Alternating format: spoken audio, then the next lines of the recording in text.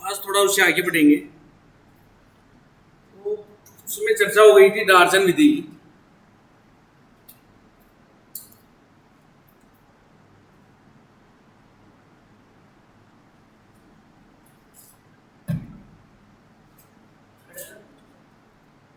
डार्जन विधि ये वैसे हमने पढ़ ली थी। इस विधि का मुख्य उद्देश्य एल्किल क्लोराइड अर्थात इस विधि के द्वारा सर्वश्रेष्ठ मतलब एल्किल क्लोराइड बनाने की सर्वश्रेष्ठ विधि मानी जाती है। इसमें जो अन्य उत्पाद बनते हैं वो होते हैं एक तो SO2 सल्फर डाइऑक्साइड जो वातावरण के द्वारा अवशोषित कर ली जाती है। इसके अलावा HCl जिसको जो आपका उत्प्रेरक होता है पिरिडीन C5H5N उसके द्वारा HCl को अवशोषित कर लिया जाता है। HCl भी दो रूपों में होता है। यदि ये ठोस अवस्था में है तो इसका नाम हाइड्रोजन क्लोराइड, और यदि ये लिक्विड अवस्था में होता है तो इसका नाम होता है हाइड्रोक्लोरिकम। तो ये आपकी बनाने की विधि थी एल्किल क्लोराइड। देखो इस विधि के द्वारा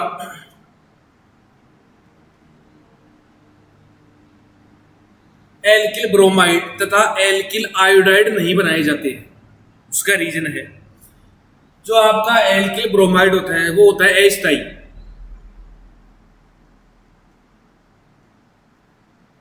जो आपका ये कंपाउंड होता है एल्किल ब्रोमाइड ये अस्थायी होने के कारण इसका अस्तित्व संभव नहीं है। अगला है RI एल्किल आयोडाइड।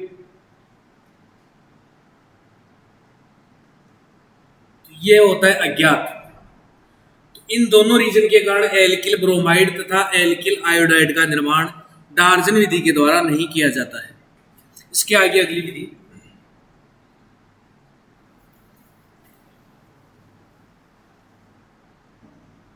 फास्फोरस हैलाइडों से।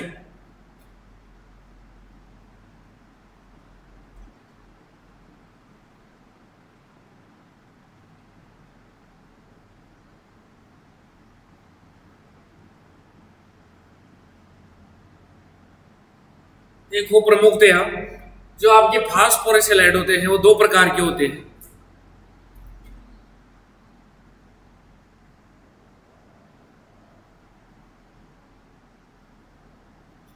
फर्स्ट होता है आपका फास्फोरस PCl3 अर्थात फास्फोरस ट्राइक्लोराइड। सेकंड नंबर पे होता है PCl5 मतलब फास्फोरस पेंटाक्लोराइड। अब देखो इसके द्वारा रिएक्शन कैसी होती है इन दोनों के द्वारा। पहले रिएक्टेंट के रूप में लेते हैं एल्कोहल को ROH। पहले PCl5 की रिएक्शन करवाते हैं, ये आपका एल्कोहल हो गया ROH प्लस PCl5।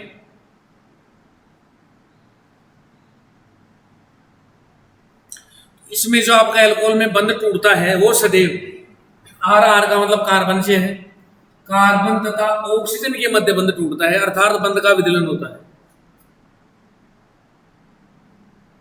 और इस कार्बन परमाणु से PCl5 में से क्लोरीन परमाणु जुड़ता है तो यह आपका बन जाता है RCl और यह आपका एल्किल क्लोराइड अर्थात क्लोरो एल्केन। प्लस इसमें अन्य सह उत्पाद के रूप में बनते हैं। एक तो होता है POCl3 plus HCl। POCl3 phosphorus oxychloride plus HCl। तो यदि ये ठोस अवस्था में है तो हाइड्रोजन क्लोराइड, और यदि ये लिक्विड अवस्था में होता है तो इसका नाम होता है हाइड्रोक्लोरिकम। तो यह आपकी रिएक्शन होती है PCl5 के साथ। अगली है PCl3 से फास्फोरस ट्राइक्लोराइड, वही आपका एल्कोहल है प्लस PCl3। इसमें भी वही बंध का विदलन एल्कोहल में उपस्थित कार्बन तथा ऑक्सीजन के मध्य में से होता है। तो ये बंध यहाँ से ब्रेक होगा, कोई PCl3 में से Cl आके जुड़ जाएगा कार्बन से। तो मुख्य उत्पाद के रूप में तो RCl प्लस उसमें अन्य उत्पाद होता है H3PO3 फास्फोरिक अम्ल।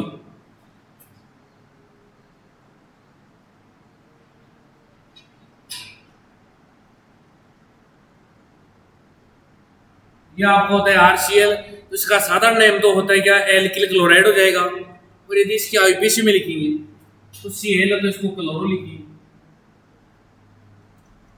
और जो भी R होगी वो कार्बन के हिसाब से एल्किल लिखी जाएगी, chloro alkyl.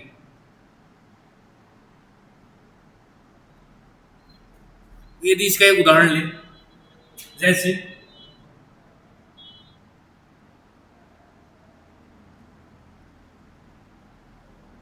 CH3OH methanol plus PCl3, वही कार्बन और ऑक्सीजन के मध्य में से बंध का विदलन होगा, तो कार्बन से PCl3 में से Cl जुड़ जाएगा, ये बन जाएगा आपका CH3Cl प्लस H3PO3, वही फास्फोरिक अम्ल, ये हो जाएगा आपका क्लोरोमेथेन, CH3Cl क्लोरोमेथेन।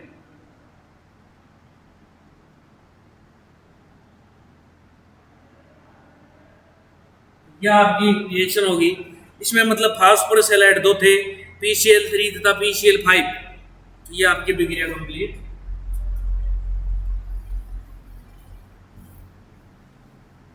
अगली रिएक्शन होती है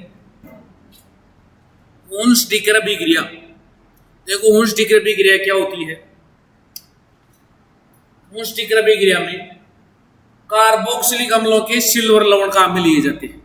देखो RCOOH, ये होता है आपका कार्बोक्सिलिक अम्ल। अब यदि इसकी सिल्वर लवण बनाएंगे तो COOH में से हाइड्रोजन परमाणु को उठाएंगे और उसकी जगह क्या जोड़ देंगे, Ag, ये बन जाएगा आपका RCOOAg। ये बन गया कार्बोक्सिलिक अम्लों के सिल्वर लवण। प्लस देखो इसकी रिएक्शन करवाएंगे ब्रोमीन अणु के साथ,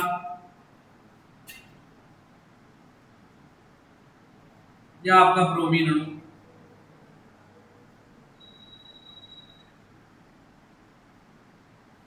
इसमें देखो जो आपका कैटलिस्ट अर्थात उत्प्रेरक होता है वो काम में लिया जाता है CCl4, कार्बन टेट्राक्लोराइड या टेट्राक्लोरोमेथेन। अब देखो इसमें क्या होगा, ये कार्बोक्सिलिक है उसमें से ये तो CO2 का निष्कासन हो जाएगा, AgBr का अवक्षय प्राप्त होगा, और ये RR का मतलब कार्बन के साथ कौन जुड़ जाएगा, ब्रोमीन परमाणु जुड़ जाएगा Br। ये आपका उत्पाद बन जाएगा, मुख्य उत्पाद बन जाएगा RBr plus CO2 plus AgBr। देखो CO2 गैस है, ये ऊपर वाला चिन्ह लगाएंगे, AgBr अवक्षेप के रूप में प्राप्त होता है, ये तीर का चिन्ह होगा नीचे की साइड में। ये मुख्य उत्पाद बन गया आपका ब्रोमो एल्किन।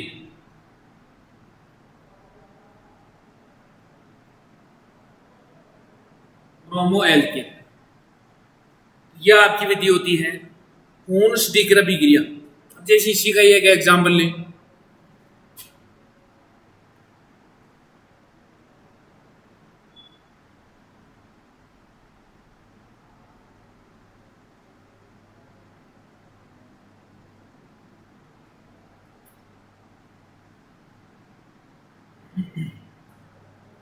तीन कार्बन हो गए तो प्रोपेनोइड का सिल्वर लवण बन गए।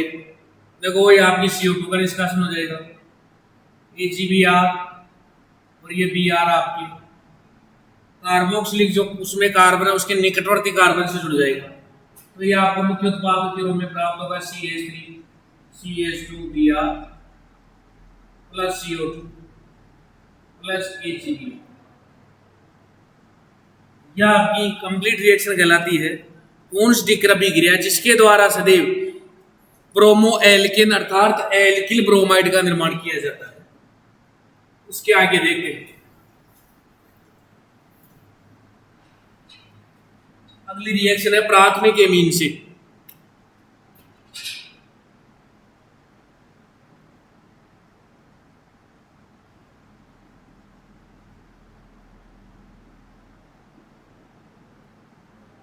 प्राथमिक एमीन से देखो इसकी रिएक्शन करवाएंगे टिल्डेन अभिकर्मक के साथ। टिल्डेन अभिकर्मक होता है NOCl, उसका साधारण नाम होता है नाइट्रोसिल क्लोराइड। देखो संरचना, प्राथमिक एमीन या आपका RNH2,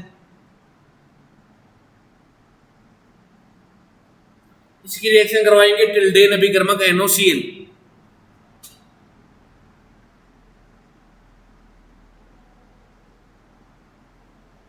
यह आपका होता है NOCl। ये तो देखो इसमें नाइट्रोजन गैस मिल जाएगी, ये H2 बाहर निष्कासित हो जाएगा, और Cl R मतलब कार्बन से जुड़ जाएगा, RCl plus N2 plus H2। ये मुख्य उत्पाद के रूप में क्लोरो एल्केन।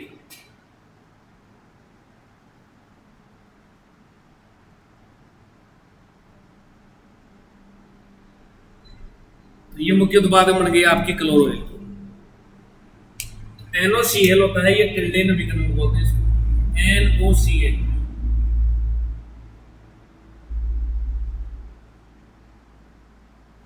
टिल्डेन अभिकरण।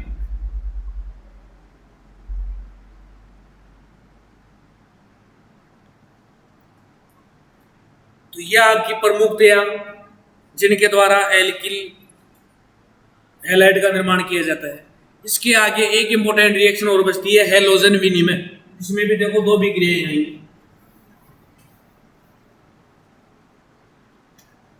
अगली है हैलोजन विनिमय।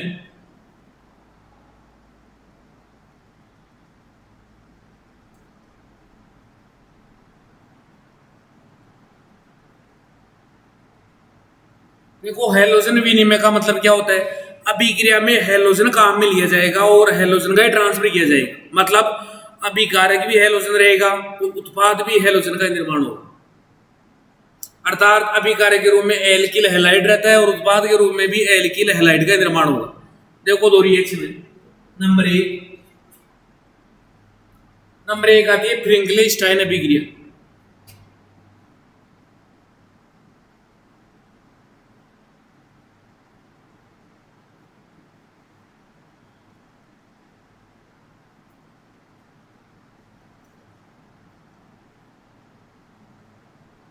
देखो फ्रिंकलिस्टाइन अभिक्रिया, इस अभिक्रिया के द्वारा सदैव एल्किल आयोडाइड का निर्माण किया जाता है। अर्थात क्वेश्चन पूछते हैं इसका क्या, एल्किल आयोडाइड बनाने की सर्वश्रेष्ठ विधि कौन सी होती है, उसका नाम बताइए। तो ये होती है आपकी फ्रिंकलिस्टाइन अभिक्रिया। देखो इसमें क्या है, इसमें जो आपका रिएक्टेंट होता है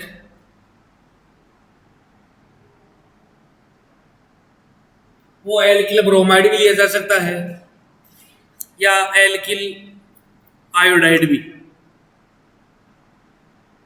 लेकिन फिर आयोडाइड में दोनों तरफ वो साइड होंगी वो असमान होनी चाहिए, समान में तो फिर आयोडाइड नहीं बनेगा।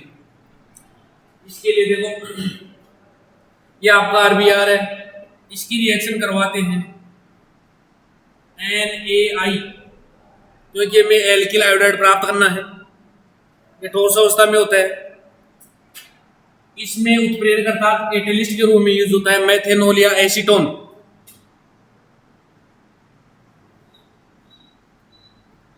एसीटोन या मेथेनॉल।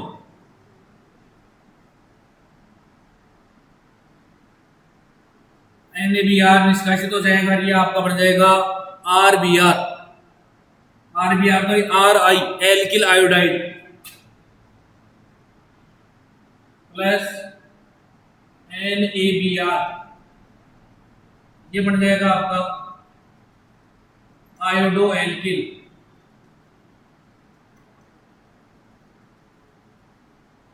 तो सदैव फ्रिंकलिस्टाइन अभिक्रिया के द्वारा एल्किल आयोडाइड अर्थात आयोडो एल्केन का ही निर्माण किया जाता है। यह अर्थात आयोडो एल्केन के निर्माण में प्रयुक्त की जाती है। अगली दूसरी हैलोजन विनिमय अभिक्रिया होती है, उसका नाम होता है स्वाट अभिक्रिया। स्वाट अभिक्रिया,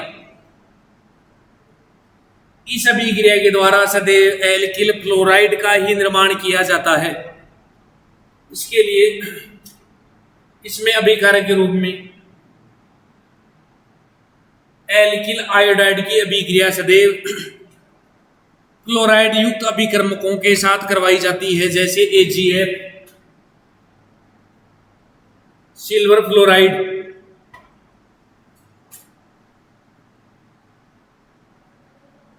AgI इसका वही आयोडाइड बन जाएगा सिल्वर आयोडाइड, और R के साथ में जुड़ जाता है आपका F। ये तो एल्किल फ्लोराइड प्लस AgI जो ठोस अवस्था में होता है। इस प्रकार हैलोजन विनिमय के द्वारा भी एल्किल हैलाइड का निर्माण किया जाता है। तो इसके लिए सीधे याद रखिए, इसकी दो अभिक्रियाएं होती है। नंबर 1 होती है फ्रिक्लिस्टन अभिक्रिया और नंबर 2 पे होती है स्वाट अभिक्रिया। पहले वाले के द्वारा सदैव एल्किल हाइड्राइड का निर्माण किया जाता है और स्वाट अभिक्रिया के द्वारा सदैव एल्किल फ्लोराइड का निर्माण किया जाता है। तो यह आपकी बनाने की विधियां कंप्लीट हुई एल्किल हैलाइड। इसके आगे देखते हैं रासायनिक अभिक्रिया।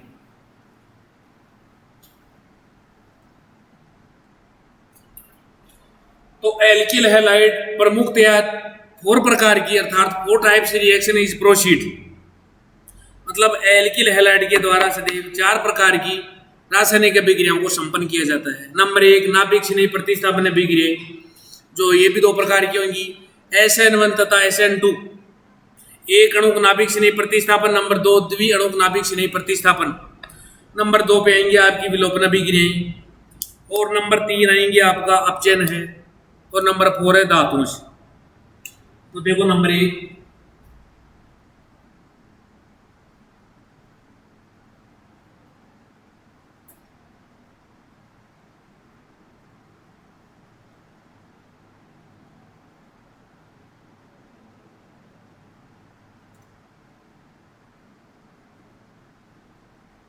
फर्स्ट रिएक्शन है नाभिक स्नेही प्रतिस्थापन अभिक्रिया।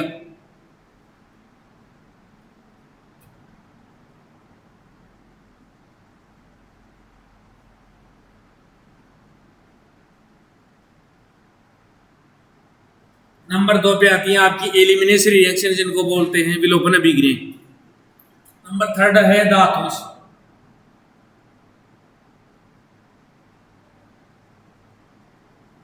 धातुओं में देखो एक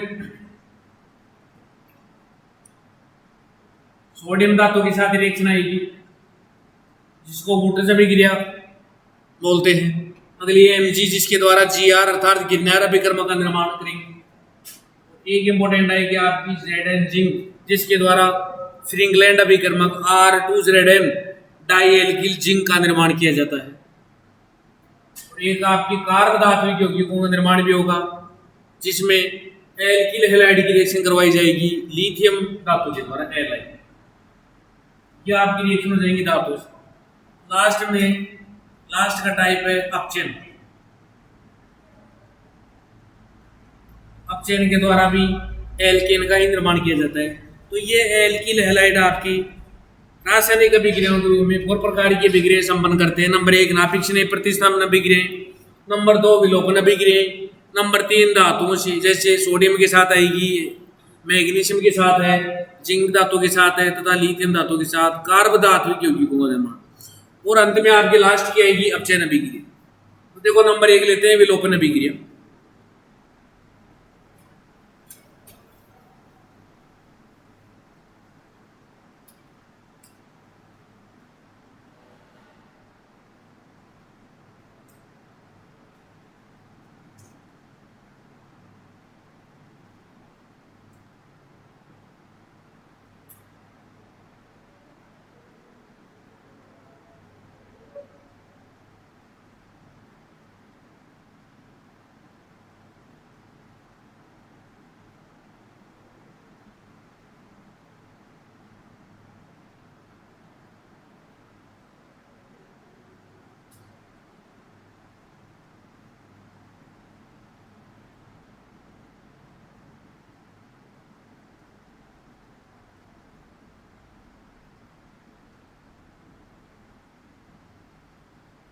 या आपके देखो इसके उपनाम हो गए, विलोपन अभिक्रिया हो गई 1 2 विलोपन भी बोला जाता है इसको, या एल्फा बीटा विलोपन भी। और लास्ट में इसका एक नाम है वी हाइड्रोहेलोजनीकरण। देखो विलोपन का मतलब है निष्कासन होना।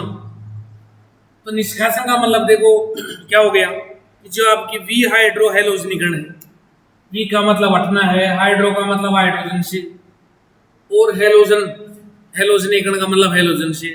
तो आपके दो जो आपका कार्बनिक यौगिक है उसमें से 2 परमाणु या समूह हटेंगे। कौन कौन से हटेंगे? एक तो हाइड्रोजन हटेगी और नंबर 2 पे हेलोजन। तो ये दोनों हटने के बाद में असंतृप्त बंध का निर्माण होगा। तो इस प्रक्रिया को ही बोला जाता है विलोपन अभिक्रिया। तो विलोपन की अभिक्रिया किसे कहते हैं? कि कोई भी कार्बनिक यौगिक जिसमें दो परमाणुओं या समूह का निष्कासन होकर असंतृप्त बंध का निर्माण होता है, उस अभिक्रिया को ही विलोपन अभिक्रिया कहा जाता है। असंतृप्त बंध का मतलब इसमें साधारणतया द्विबंध का निर्माण होता है, तो यह अभिक्रिया होती है आपकी विलोपन अभिक्रिया। जैसे इसके लिए जो आपका उत्प्रेरक काम में लिया जाता है वो सदैव एल्कोहलिक KOH रिएजेंट यूज में होता है।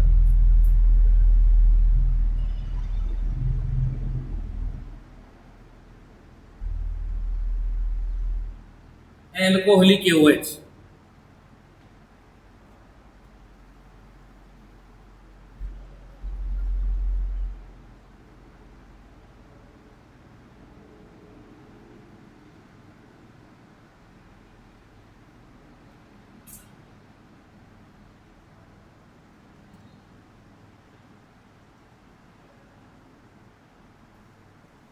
ये आपकी अभिक्रिया हो गई। इसमें देखो, इसमें एल्फा बीटा या 1 2 का मतलब क्या है?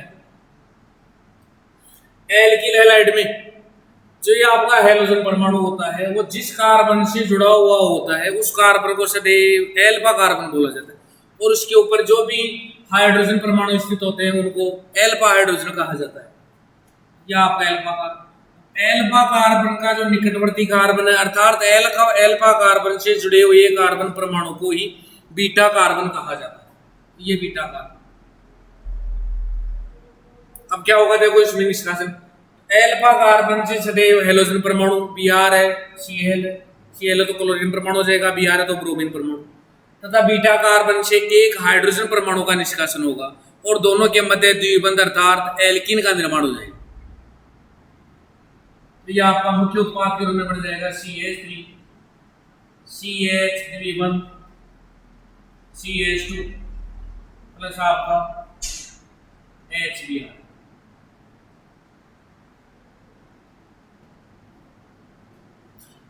अब HBr के साथ KOH की रिएक्शन होगी। KOH में से KBr पोटेशियम ब्रोमाइड बाहर निष्कासित हो जाएगा और आपका ये जल अणु बाहर निष्कासित हो जाएगा। इसमें भी दो निष्कासित हो जाएंगे KBr प्लस H2। तो ये अन्य उत्पाद के रूप में प्राप्त होंगे। यह आपकी रिएक्शन होती है, इसको बोला जाता है वी हाइड्रोहेलोजनीकरण। तो वी का मतलब हटाना है किसको? हाइड्रोजन तथा हेलोजन को। एल्फा सदैव एल्फा कार्बन परमाणु से हेलोजन हटता है। बीटा कार्बन जो एल्फा कार्बन है उसका जो नजदीकी कार्बन होता है उसको बीटा कार्बन कहा जाता है।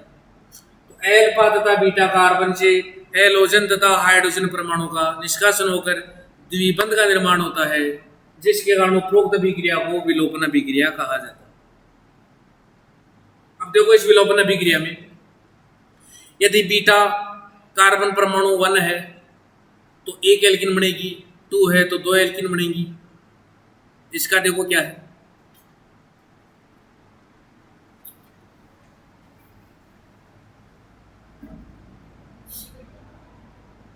उदाहरण है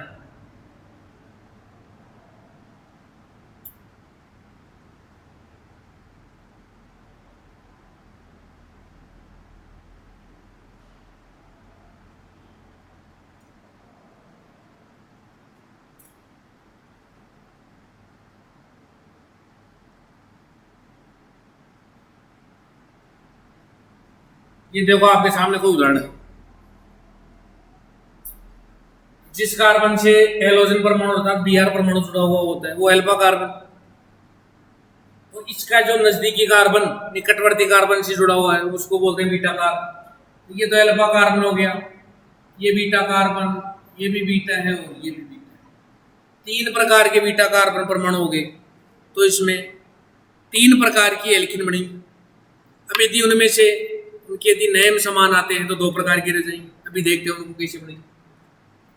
इसके लिए देखो क्या होता है, इसके लिए एक सेतजेब का नियम है।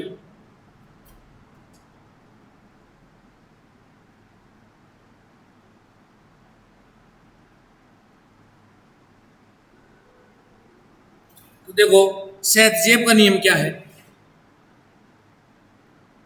सेतजेब नियम के अनुसार अर्थात इस नियम के अनुसार विलोपन अभिक्रिया अर्थात विहाइड्रोहेलोजनीकरण की अभिक्रिया में यदि दो या दो से अधिक एल्कीन बनने की संभावना हो तो वह एल्कीन अधिक मात्रा में बनेगी जिसमें द्विबंध से बंधित कार्बन परमाणु पर अधिक संख्या में एल्किल प्रतिस्थापी समूह उपस्थित होते हैं। तो ये होता है आपका सेथजेब का नियम। जैसे ये आपके सामने एग्जांपल है। अब देखो इसमें क्या है, ये अल्फा कार्बन की ओर बी आर और ये बीटा कार्बन, तो हाइड्रोजन कहां से उठेगा? बीटा कार्बन से। और आपका ब्रोमीन परमाणु अल्फा कार्बन से। बी आर का निष्कासन होगा, यहाँ से एक बार हाइड्रोजन का कर लेते हैं, ये दोनों के मध्य द्विबंध का निर्माण होता है। CH3 है, CH2 कार्बन द्विबंध CH2, एक तो बन गई ये आपकी एल्कीन, इसका आईपीसी करेंगे 1 2 3 4, इसका आईपीसी नाम हो जाएगा 2 मेथिल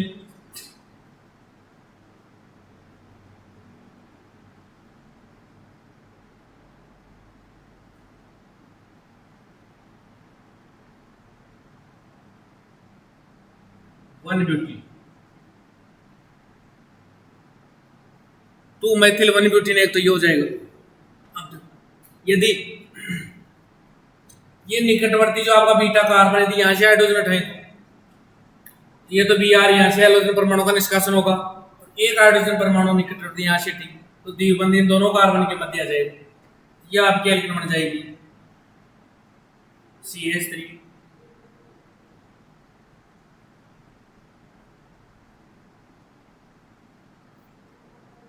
यह आपकी एल्कीन होगी। अब इसका आईपीसी लिखेंगे, ये हो जाएगा, देखो द्विबंध की स्थिति दोनों साइडों में समान है, लेकिन इस साइड से प्रतिस्थापन नजदीक आ रहा है, तो ये साइड रहेगी 1 2 3 4, इसकी आईपीसी हो जाएगी आपकी 2 मैथिल, प्रतिस्थापी हो गया 2 ब्यूटीन, ये आपकी 2 एल्कीन बन गई। अगली एल्कीन ये ऊपर बनाएंगे CH3 से, तो पहले वाली बन जाएगी, टोटल कितने बन गए आपकी? 2 बन गई। अब इनमें सेथजेब का नियम देखो क्या होता है, तो सेथजेब के नियम अनुसार वह एल्कीन अधिक मात्रा में बनेगी जिसमें द्विबंध से बंधित कार्बन परमाणुओं पर अधिक संख्या में एल्किल प्रतिस्थापित समूह उपस्थित होते हैं। तो ये आपके द्विबंध वाले दोनों कार्बन, इसमें भी ये दोनों। अब देखो प्रतिस्थापियों की संख्या देखते हैं, ऊपर वाले में एक तो मिथाइल है और एक इथाइल है, तो प्रतिस्थापियों की संख्या कितनी होगी? 2। नीचे वाले में ये द्विबंध हो गया, प्रतिस्थापी वही CH3 मैथिल है, CH3 मैथिल है, और ये 3 मैथिल समूह होगी, इसमें प्रतिस्थापियों की संख्या 3 होगी। तो अधिक संख्या में कौन सी आपकी एल्कीन बनेगी या कौन सी स्टेबिलिटी को प्राप्त होगी? ये जो सेकंड नंबर पे, इसको जैसे 80% दिखा दी, ये दिखा दिया 20, इसका रीजन क्या हो जाएगा? इसका जो प्रोडक्ट अधिक मात्रा में बना है उसका क्या रीजन हो गया?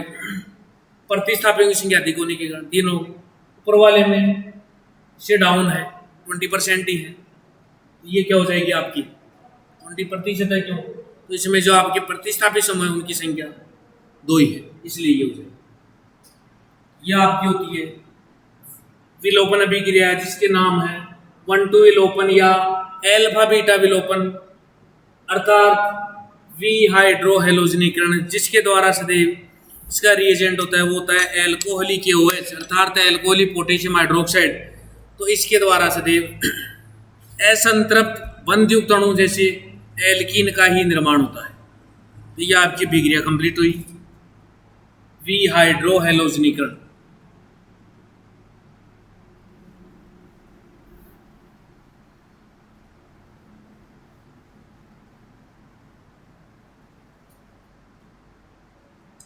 इसके आगे देखो टाइप्स है आपका धातुओं से अभिक्रिया। नंबर 2,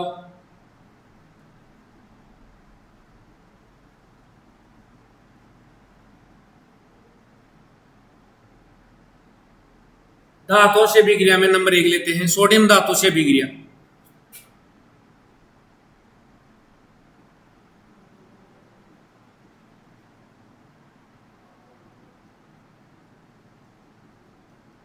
नंबर 1 आपकी सोडियम धातु से। अब देखो इसमें क्या होती है, एक आती है वूटर से अभिक्रिया।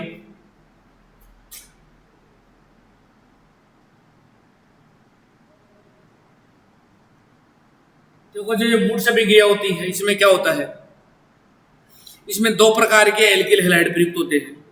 एक तो सम्मित एल्किल हैलाइड और नंबर 2 पे असम्मित एल्किल हैलाइड। तो जो जब यदि हम सम्मित एल्किल हैलाइड प्रयुक्त करते हैं तब एक ही प्रकार की एल्किन का निर्माण होता है, और जब असम्मित अर्थात असमान एल्किल हैलाइड को प्रयुक्त किया जाता है तब 3 प्रकार की एल्केनों का मिश्रण प्राप्त होता है। तो नंबर एक में लेते हैं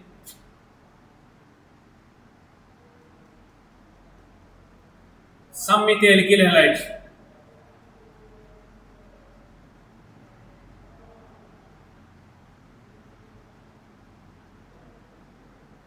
सम्मित एल्किल हैलाइड का मतलब होता है एक ही प्रकार के एल्किल हैलाइड। देखो इसका एग्जांपल, यह आपका एल्किल हैलाइड हो गया RX, सोडियम धातु के 2 परमाणु काम में आएंगे। रिएजेंट आपका वही ड्राई ईथर होता है, इसको शुष्क ईथर बोला जाता है।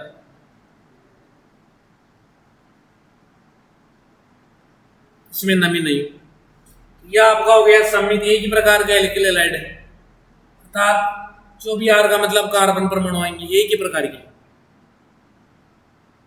प्लस सोडियम हो गई। अब इसके भी 2 पार्ट लिए जाएंगे। यदि सोडियम धातु के 2 लिए हैं, इसके भी 2 पार्ट आएंगे। तो ये आपका R से R तो जुड़ जाएगा, ये तो बन जाएगी एक प्रकार की एल्किन, प्लस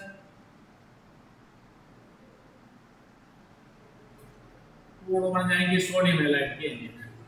तो ये एक प्रकार के एल्किन का मिश्रण प्राप्त होगा। मिश्रण तो क्या एल्किन ही हो गई। अब यदि देखो इसका एग्जांपल लेते हैं,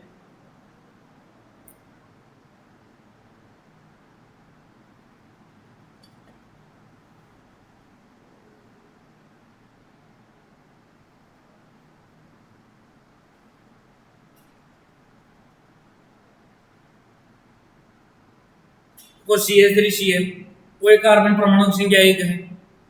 ClCH3 वही कार्बन परमाणु संख्या 1, दोनों साइडों में समान है, इसलिए ये हो जाएगा आपका सम्मित एल्किल हैलाइड।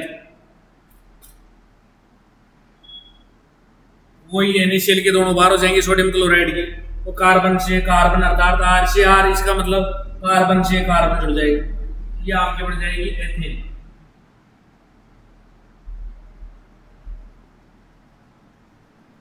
ये आपकी बन जाएगी एथेन।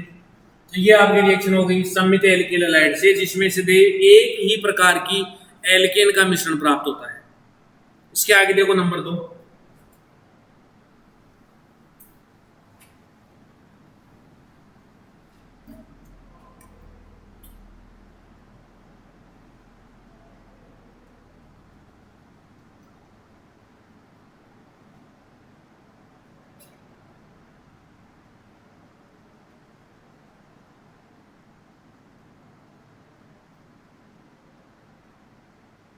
नंबर 2 पे है असम्मित एल्किल हैलाइड से, अर्थात इसमें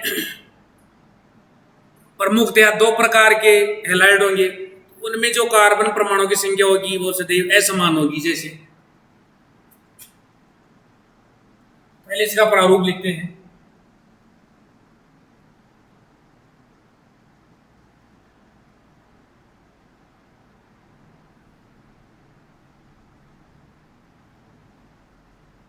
अभिक्रिया वही संपन्न होगी जैसे सम्मित एल्किल हैलाइड के साथ हो रही थी। तो उसमें देखो वही दोनों आपके बन जाएंगे NaH। अब इसमें क्या होगा, बार जो आपका R है वो R से जुड़ेगा तो एक प्रकार की एल्किन, तो ये बन जाएगी। नंबर 2 R' से R' जुड़ेगा तो ये दूसरी प्रकार की एल्किन बन जाएगी। नंबर 3 R से R' तो ये आपकी तीसरी प्रकार की जो एल्किन है उसका मिश्रण प्राप्त होगा। अंततः 3 प्रकार की एल्किनों का मिश्रण प्राप्त होगा। तो R से तो R, नंबर 1, नंबर 2 R से R' प्लस R' से R', तो ये यदि असममित एल्किल हैलाइड ऊर्जा अभिक्रिया में प्रयुक्त किया जाता है तो सदैव 3 प्रकार की एल्केनों का मिश्रण प्राप्त होता है।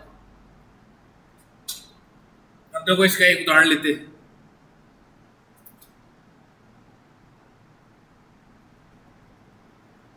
जैसे है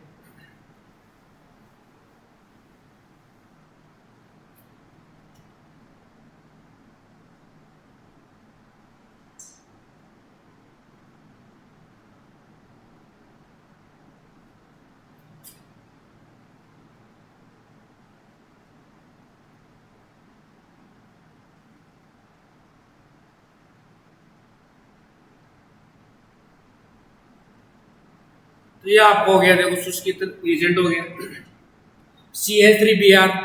साधारण नाम की बात की जाए तो methyl bromide CH3CH2Br ethyl bromide. IUPAC की बात की जाए ब्रोमोमेथेन ब्रोमोएथेन। देखो पहले तो इसकी पहचान करेंगे कि सम्मित एल्किल हैलाइड है या असम्मित एल्किल हैलाइड है।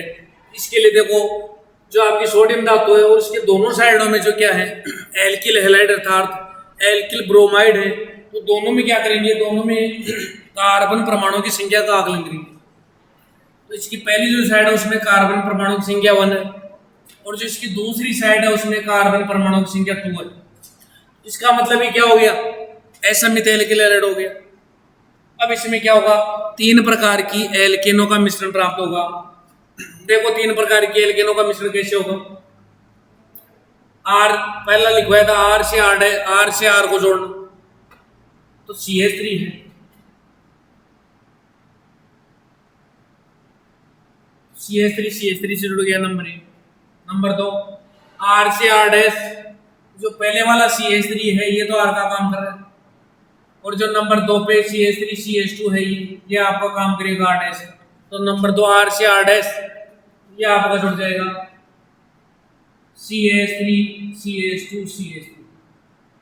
नंबर 3 आर डैश को आर डैश से जोड़ना है, ये आपका हो जाएगा CH3CH2CH2CH2। तो ये आपकी 3 प्रकार की एल्केनों का मिश्रण हो गया। नंबर 1 एथेन हो गई, नंबर 2 प्रोपेन और नंबर 3 की हो गई ब्यूटेन। तो यह आपकी अभिक्रिया होती है वुटर्स अभिक्रिया, जिसमें 2 प्रकार से संपन्न होती है। यदि इसमें सम्मित एल्किल हैलाइड को प्रयुक्त किया जाता है तो सदैव 1 प्रकार की एल्केन का निर्माण होता है और यदि असम्मित एल्किल हैलाइड को प्रयुक्त किया जाता है तो सदैव 3 प्रकार की एल्केनों का मिश्रण प्राप्त होता है। इसके आगे अभिक्रिया देखते हैं। धातु में देखो नंबर 1 होगी क्या, सोडियम धातु के साथ, नंबर 2 मैग्नीशियम धातु के साथ।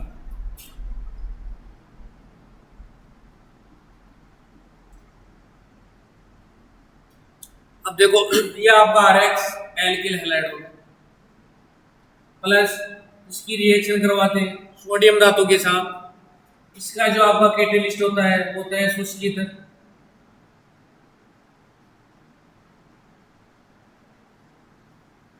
जो आपका एल्किल हैलाइड है ये आपके Mg है, इसी रिएक्शन होगी तो ये इनके मध्य जुड़ जाएगा, ये बन जाता है आपका RMgX एल्किल मैग्नीशियम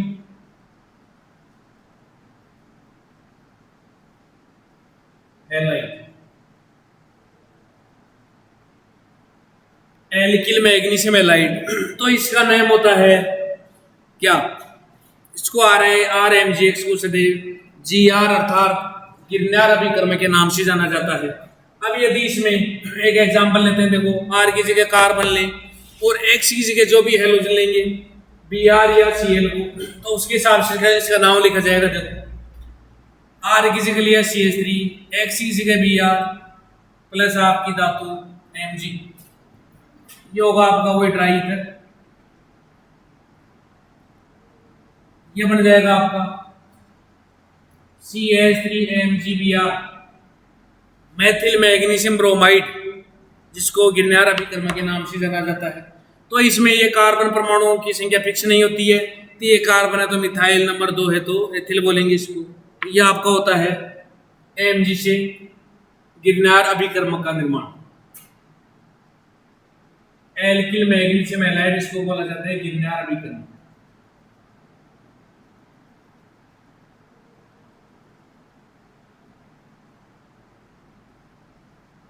जिसको बोलते हैं जीआर। अगली रिएक्शन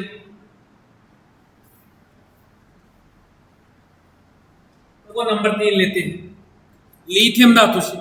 तो लिथियम धातु से सदैव यदि एल्किल हैलाइड की विक्रिया करवाई जाती है तो कार्बधात्विक यौगिकों का निर्माण होता है। देखो यह आपका एल्किल हैलाइड होता है आरएक्स, इसकी लिथियम धातु, इसके दोनों काम में दो अणु एल्किल हैलाइड के काम में लिए जाते हैं। यह आपका हो जाता है RLi प्लस LiX। तो ये हो जाएगा आपका कार्बधात्विक यौगिक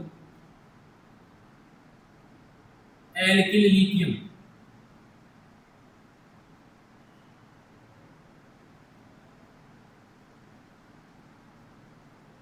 एल्किल लिथियम एग्जाम्पल की बात कीजिए,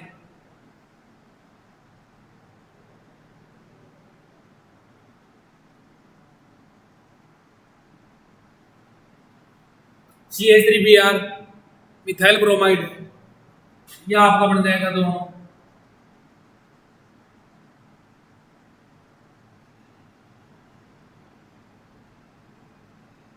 CH3Li, वही मैथिल लिथियम,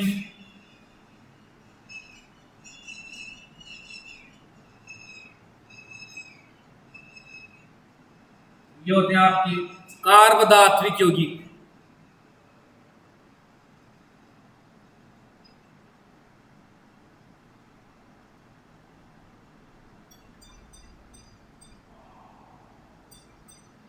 इस तरह से ये लिथियम धातु के द्वारा सदैव कार्बधात्विक यौगिकों का निर्माण किया जाता है। इसके आगे होती है जिंक धातु के साथ।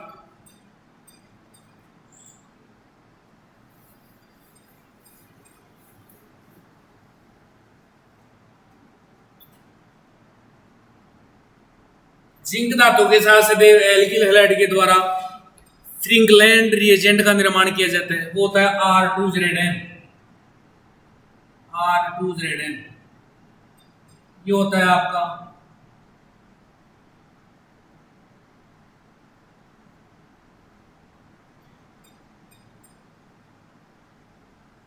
डाई एल्किल जिंक, इसको बोलते हैं फ्रिंगलैंड अभिकर्मक।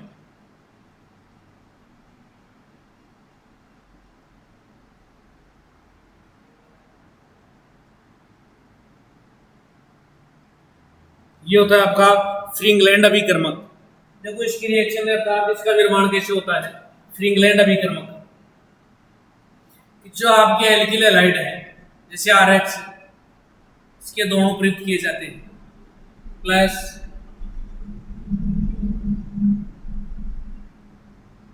जिंक धातु R2, ये हो जाएगा यहाँ से R2ZN प्लस इसके भी दो धातु काम में, दोनों काम में ली जाएंगी ZN की। ये तो हो गया आपका डाई एल्किल जिंक हो जाएगा प्लस ZnH2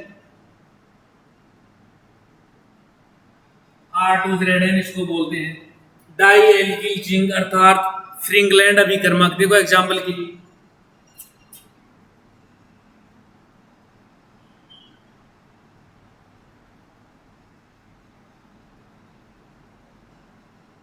यह आपका बन जाएगा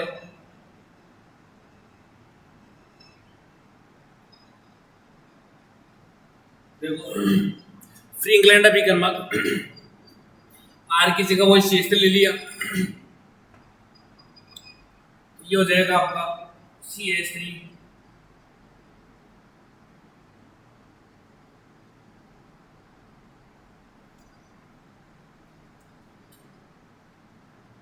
ZnBr2, ये शॉर्ट में लिखे दो CH3 2Z। तो ये हो गया डाईमेथिल जिंक। तो सदैव जिंक धातु के द्वारा फ्रिंगलैंड अभिकर्मक का निर्माण होता है जिसको सामान्यतया R2ZN अर्थात डाई एल्किल जिंक के द्वारा निरूपित किया, अर्थात डाई एल्किल जिंक के द्वारा निरूपित किया जाता है। तो यह आपकी रिएक्शन थी जिंक धातु के साथ।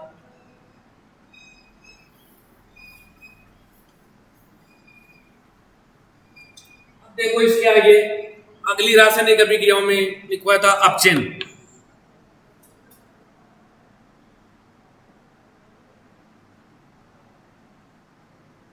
अपचयन अर्थात रिडक्शन।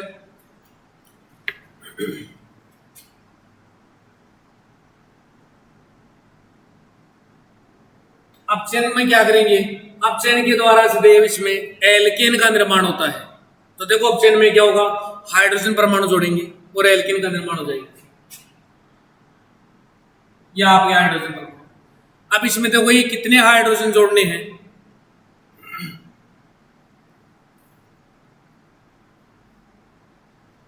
यह आपका आर है, एक हाइड्रोजन तो यहां जुड़ जाएगी आर एच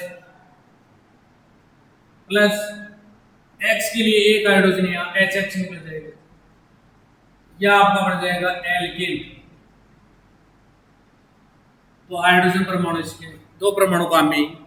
तो सदैव यदि एल्किल हैलाइड का अपचयन करवाया जाता है तो हमें सदैव एल्केन का निर्माण होता है या एल्केन प्राप्त होती है।